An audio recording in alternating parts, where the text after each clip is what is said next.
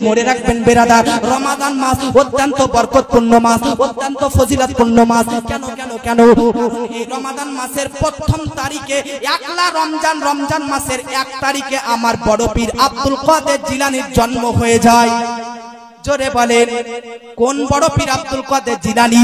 যে বড় পীর আব্দুল কাদের জিলানী পৃথিবীতে 18 পারার হাফিজ হয়ে দুনিয়ার মধ্যে এসেছেন। বর্তমান যুগের কিছু ব্যক্তি সুন্নি মুসলমানদেরকে প্রশ্ন করতে থাকে, ও সুন্নি মুসলমান তোমরা বলো তো মায়ের গর্ভে থেকে, মায়ের স্টমাক থেকে, মায়ের পেট থেকে কোনো সন্তান জন্ম নেয়, সে কি চিনে কোনটা মা কোনটা বাপ কোনটা দাদা কোনটা দাদি? না চিনে না। কেন? কারণ সে তো মূর্খ, সে তো আনএডুকেটেড, সে তো অশিক্ষিত। আমি বলতে চাই আজকে মুআজ্জাজ জামাইনে কেরাম, মায়ের গর্ভ থেকে কেউ জন্ম নিলে মূর্খ হয়ে জন্ম নেয়। আর আমরা বলতেছি বড় পীর পৃথিবীর মধ্যে মায়ের পেট থেকে জন্ম নেওয়া মাত্র 18 পারার হাফিজ হয়ে এসেছে। তাই বাতিলটা প্রশ্ন করতেছে এটা কিভাবে সম্ভব? তো আমি বলতে চাই তোরা সাধারণ মানুষকে আল্লাহর ওলির সঙ্গে কম্পেয়ার করতেছিস, তোরা সাধারণ মানুষের সঙ্গে আল্লাহর ওলির তুলনা করতেছিস। মনে রাখ আরে কোন অবাস্তব ঘটনা, কোন আশ্চর্যজনক ঘটনা যদি আল্লাহর ওলির দ্বারা হয়ে যায় তাহলে ওটা কারামাত হয়ে যায়। জোরে বলেন, কি হয়ে যায়? কারামাত হয়ে যায়। তাহলে বড় পীর আব্দুল কাদের জিলানীর মায়ের পেট থেকে 18 পারার হাফিজ হয়ে আসাটা এটা আশ্চর্যের মনে হচ্ছে, কিন্তু এর চাইতে আশ্চর্যের বিষয় হচ্ছে এটাই, তিনি মায়ের পেটে 18 মাস পর্যন্ত ছিলেন। জোরে বলেন, কোন সন্তান মায়ের গর্ভে 18 মাস পর্যন্ত থাকে? জোরে বলেন, থাকে? এখন তো 9 মাস পরে বাচ্চা প্রসব দেয়, 18 মাস পর্যন্ত থাকে না। কিন্তু বাহারে বড় পীর আব্দুল কাদের জিলানী তিনার বাবার দেখুন 18 পারার হাফিজ হয়ে আসাটাকে তোদের কাছে আশ্চর্য মনে হচ্ছে, এটাই ভাবনা। আরে বড় পীর যদি মায়ের পেটে, যেটা সাধারণ কোন মহিলা পেটে থাকে না বাচ্চা, আর ওটা উম্মুল খায়ের ফাতিমার গর্ভে আব্দুল কাদের জিলানী 18 মাস থেকেছে, তো 18 মাস মায়ের পেটে থাকাটা যদি কোনো ব্যাপার না হয় তাহলে 18 পারার হাফিজ হয়ে আসাটা এটাও ওলির ব্যাপারে কোনো ব্যাপার না। জোরে বলেন, আল্লাহর ওলি বড় পীর আব্দুল কাদের জিলানী জন্ম হওয়া মাত্র, রমজান মাসের 1 তারিখে জন্ম হওয়া মাত্র 30 রমজান পর্যন্ত পুরো মাস সকাল থেকে আজকে ফজর থেকে সন্ধ্যা পর্যন্ত দুধ পান করতেন না। কেন? কারণ বড় পীর জানতেন এটা রমাদান মাস আর আমাদেরকে রমাদান মাসে রোজা আদায় করতে হবে। জোরে বলেন, তাহলে কার নাম বড় পীর আব্দুল কাদের জিলানী? যে বড় পীর আব্দুল কাদের জিলানীর মুরিদ শুধু মানুষ নয়, জিন্না পর্যন্ত রয়েছে, ফারিস্তারা পর্যন্ত রয়েছে। কোন আব্দুল কাদের জিলানী? আল্লাহু আকবার। জিনার জন্ম আজকে 470 হিজরিতে, বড় পীরের জন্ম 470 হিজরিতে, এখন চলছে 1446 হিজরিতে। আমি জন্ম নিয়েছি, তো আমার জন্মের পর আমার পরিবার বুঝতে পেরেছে যে পুত্র সন্তান জন্মগ্রহণ করেছে। আমার বোন জন্ম নিয়েছিল, তো আমার মা বাপ বুঝতে পেরেছে যে মেয়ে জন্ম নিয়েছে। তাহলে বেরাদার, কোন মায়ের পেটে যদি বাচ্চা থাকে, বাচ্চা এখনো পৃথিবীতে আসেনি, কেউ বলতে পারবে না এটা ছেলে না মেয়ে, ছেলে না মেয়ে। কিন্তু বর্তমান যুগের সায়েন্টিস্ট বৈজ্ঞানিকরা তারা এটা বলে দিচ্ছে যে ও জগৎবাসী, তোমরা জানো না মায়ের পেটে আজকে বড় বড় কম্পিউটাররা গবেষণা করে দিয়েছে পেটে পুত্র সন্তান আছে না কন্যা সন্তান আছে। আমি বলতে চাই বিয়ের পর স্ত্রীর গর্ভে পুত্র না কন্যা সন্তান আছে এটা আজকে তোদের কম্পিউটার জানতে পারছি, কিন্তু যে ছেলের বিয়ে তো দূরের কথা, তার জন্মই হয়নি, তার বাপেরও জন্মই হয়নি, তারও আগে যদি বলে দেওয়া হয় যে অমুক তারিখে অমুক জায়গাতে অমুক ব্যক্তি জন্মগ্রহণ করে নিবে, কত বড় ব্যাপার। আমার বড় পীর আব্দুল কাদের জিলানী দুনিয়াতে আসার 400 বছর আগে হযরতে উওয়েস কারনী বিশ্ববিখ্যাত তাবেঈ, তিনি জগৎবাসীকে বড় পীর আব্দুল কাদের জিলানীর আসার সুসংবাদ দিয়ে দিয়েছেন। উওয়েস কারনীকে, আল্লাহু আকবার, উওয়েস কারনী বিশ্ববিখ্যাত নবী প্রেমিক, নবীর আশিক, নবী ভক্ত হযরতে উওয়েস কারনী নবীর যুগের, নবীর সময়কালের, নবীর টাইমে তিনি আল্লাহর ওলি ছিলেন, কিন্তু দুঃখের বিষয় তিনি সচক্ষে নবীকে দেখতে পাননি, আমার নবীকে দেখতে পাননি। কেন দেখতে পাননি? মা অসুস্থ ছিল, মার সেবা করতে হতো, তাই মাকে ছেড়ে নবীকে দেখতে যায়নি। নবী মায়ের সেবা করাটা এত পছন্দ করলেন যে আমার নবী বলতেছে, ও উমর, ও আলী, তোমরা দুজন জলিলুল কদর সাহাবী, যাও আমার জুব্বা নিয়ে যাও, উওয়েস কারনীকে গিফট করে আসো, উওয়েস কারনীকে উপহার দিয়ে আসো। হযরতে আলী ও উমর আজকে নবীর জুব্বা নিয়েছে উওয়েস কারনীর কাছে আসে, আর আসার সময় নবী ওই দুইজন সাহাবীকে বলে দিয়েছিলেন, শুনো তোমরা যখন আমার উম্মত, আমার প্রেমিক উমেশ কারনির সঙ্গে সাক্ষাৎ করবে তো তাকে গিয়ে বলবে সে যেন আমার উম্মতের জন্য আল্লাহর দরবারে ক্ষমা চায়। হযরত উমেশ কারনিকে বলা হলো আপনি একটু আমার নবীর উম্মতের জন্য ক্ষমা চান। হযরত উমেশ কারনি সাজদায় পড়ে আল্লাহর নবী আমাদের জন্য কান্না করতেছেন, মায়াবী কণ্ঠে মাপ চাইতেছেন। আল্লাহ পাক রব্বুল আলামিনের পক্ষ থেকে গায়েবী ভাবে আওয়াজ আসতেছে, উমেশ চিন্তা করিস না, চিন্তা করিস না, তোর দোয়া কবুল। আর তোর দোয়া কবুল, তোর দোয়াতে হাসরের প্রান্তরে কিয়ামতের দিন তোর দোয়াতে নবী মুহাম্মাদের অর্ধেক উম্মতকে maaf করে জান্নাতি বানিয়ে দেওয়া হবে, কিন্তু বাকি অর্ধেক উম্মতকে maaf করা হবে না। উমেশ কারনি বলতেছে ইয়া আল্লাহ অর্ধেককে maaf করলে বাকি অর্ধেককে কেন নয়? আল্লাহর পক্ষ থেকে গায়েবী ভাবে আওয়াজ আসতেছে, উমেশ তোমার দোয়াতে অর্ধেক উম্মতকে maaf করলাম আর বাকি অর্ধেক উম্মতকে তোমার থেকে 400 বছর পর বাগদাদ শরীফে আব্দুল কাদের নামক এক ওলি জন্ম নিবে, তার দোয়াতে বাকি অর্ধেক উম্মতকে maaf করে দেওয়া হবে। এ হচ্ছে বড় পীর আব্দুল কাদের জিলানী। জিলানী সে জিনার জন্মের 400 বছর আগে উমেশ কারনি আজকে দুনিয়াবাসীকে জানিয়ে দিয়েছে যে আজকে আমার পর 400 বছর পর বাগদাদ শরীফে জন্ম নেবে আব্দুল কাদের। শুধু উমেশ কারনি একাই নয়, হযরতে জুনায়েদ বাগদাদি যিনি আমার বড় পীরের জন্মের কয়েক শত বছর আগেকার পীর বুজুর্গ ওলি, তিনিও জগৎবাসীকে বলে দিয়েছেন 470 হিজরিতে আজকে কুতুব হয়ে জন্ম নেবে আব্দুল কাদের। শুধু জুনায়েদ বাগদাদি নয়, বরং বেরাদার হযরতে তাহির রহমাতুল্লাহ আলাইহি তিনিও বলে গেছেন, হযরতে আল্লাহু আকবার আবু বকর বাতাইহি রাহমাতুল্লাহ তিনিও বলে গিয়েছেন পৃথিবীর মধ্যে বড় বড় আল্লাহর ওলিগণ, বড় বড় বুজুর্গানে দিনদার জগৎবাসীকে বড় পীরের জন্মের আগেই জানিয়ে দিয়েছিলেন যে পৃথিবীর মধ্যে বাগদাদ শহরে আজকে আব্দুল কাদের নামক একজন ব্যক্তি আবির্ভাব হবে। এই জন্য বেরেলির ইমাম ইশক মোহাম্মদ আলা হযরত লিখতেছে, जो वली कब्ल थे या बाद हुए या होंगे सब अदब रखते हैं दिल में मेरे आका या गौसे आजम तेरा। কোন গৌসে আজমের আপনারা দামান ধরে আছেন? ও গৌসে পাক জিনার হুকুমত, জিনার রাজত্ব আসমানের মধ্যে জমিনের মধ্যে দারিয়ার মধ্যেতে। কোন গৌসে পাক জিনার কদম মোবারক সম্পর্কে বলা হয়েছে কাদামি হাজিহি রাকাবাতি কুল্লি ওলিল্লাহ, জিনার কদম মোবারক পৃথিবীর সমস্ত ওলিদের কাঁধের মোবারকে রয়েছে। কতজন ওলিদের কাঁধে?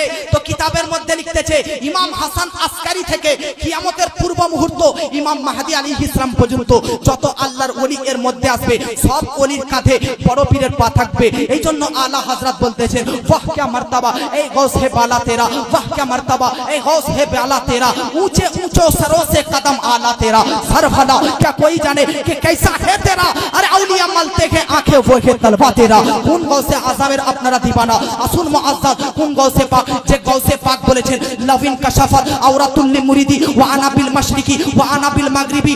আমি বড় পীর আব্দুল কাদের জিলানী বলতেছি, আরে আমি এমন এক বড় পীর আব্দুল কাদের, যদি আমি বাগদাদ শরীফে থাকি আর আমার কোন সঠিক মুরিদ, আমার কোন আশিক, আমার যদি প্রেমিক শরীয়ত সম্মত মুরিদ যদি পৃথিবীর পশ্চিমে থাকে বা পূর্বে থাকে বা দক্ষিণে থাকে আর তার হাঁটুর কাপড় যদি ভুলবশত উঠে যায় তো আমি বাগদাদ থেকে তার হাঁটুর কাপড়টা নামিয়ে দিই।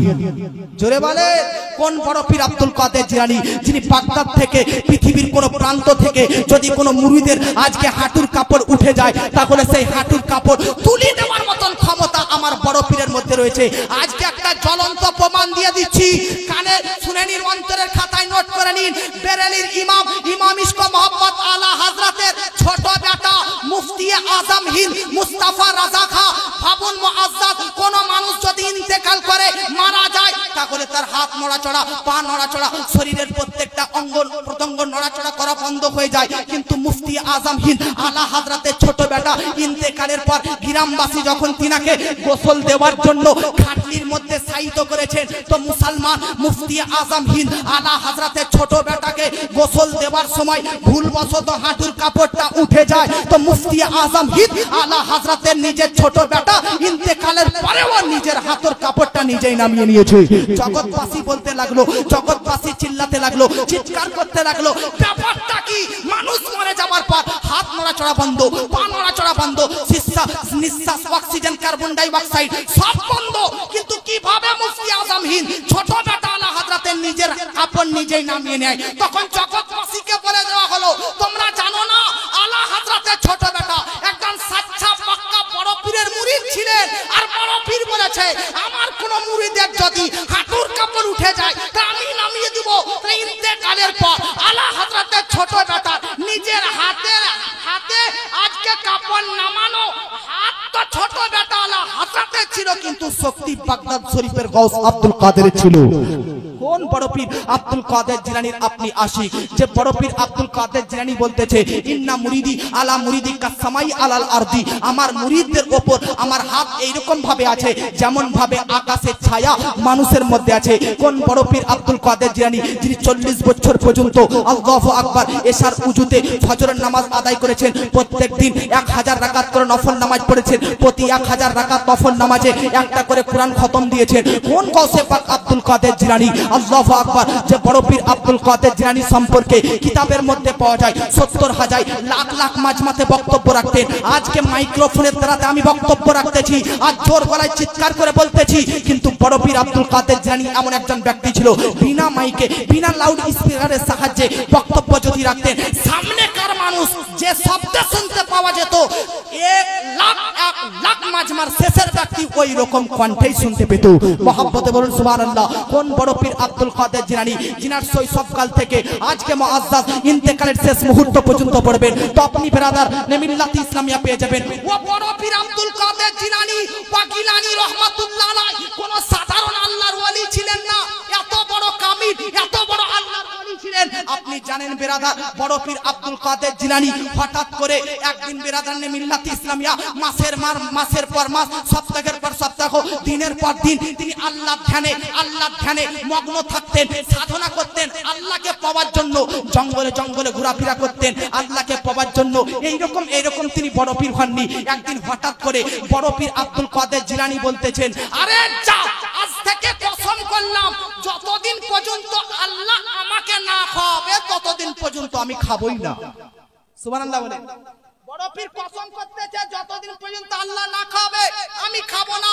মুসলমান একদিন পেরিয়ে যায়, আজকে জঙ্গলের মধ্যে সাধনা করতেছে, খাওয়া দাওয়া অফ। কেন? কারণ তিনি কসম করেছেন আল্লাহ না খাওয়ালে খাবো না।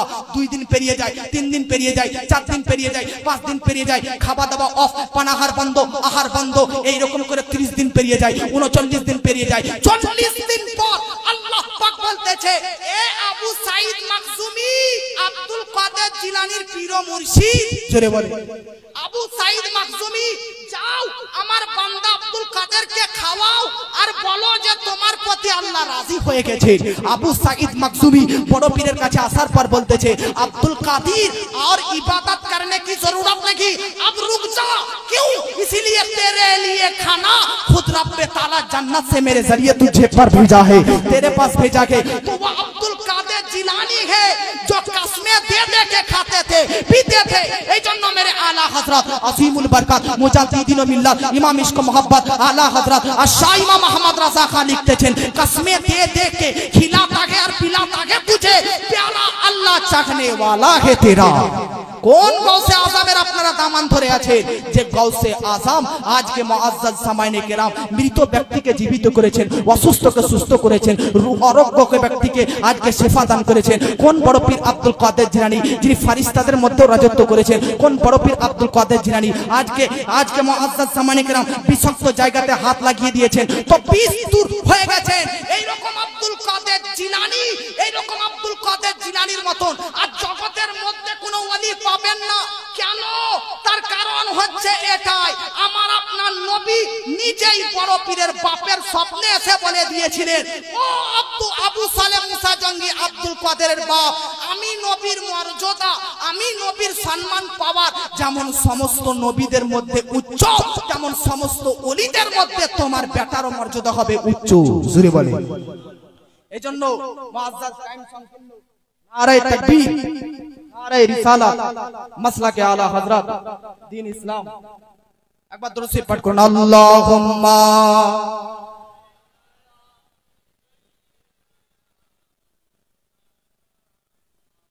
ওয়া আলা আলি